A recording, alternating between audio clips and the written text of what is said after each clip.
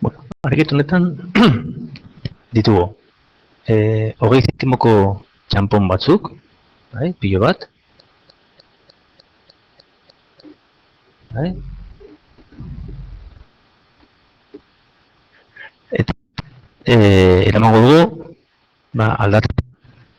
Lehenengo euro bateko txamponen truke. Vale? Orduan,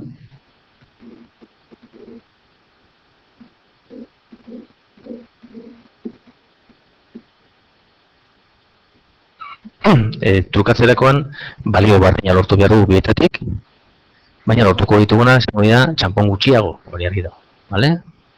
Bueno, txampon ditugu 20 eurokoak, 20 zentimokoak, esango ditugu, eki txampon. Eta txampon jasoko ditugu amaieran, txampon. Karreman ditugu, alde batetik, eki txampon 20 zentimokoak, balio dutena, oda balioa, da 0,2 biderekiz. Eta txampon euro bateko balioa, izango da bat biteri, i. Eta gau lehenengo ekuazioa. Eta orain dator txampon kopurua.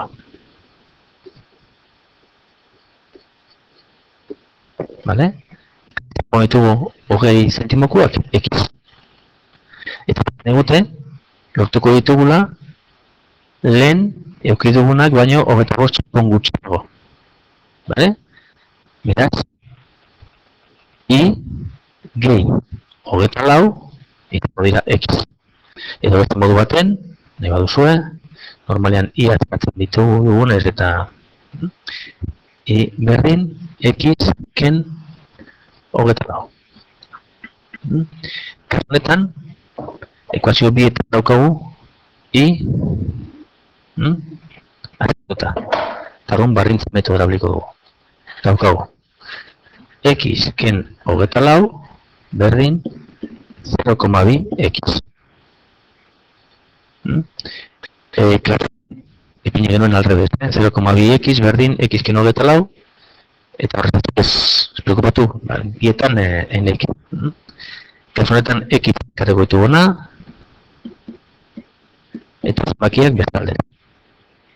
X ken 0,2 x da 0,8 x berdin 24, x, hau da, 20 zentimoko txampon kopurua izango da 24 zati 0,8. Boten dau, 30 txampon, bai? 30 txampon 20 zentimokoak. Orduan, zenbat txampon izango ditugu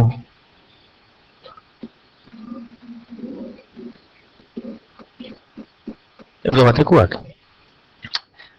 Hemen txaproesten badugu adibidez, iratuko da, i, berdin, 30 ken 24, hau da, txampon euro batekoa.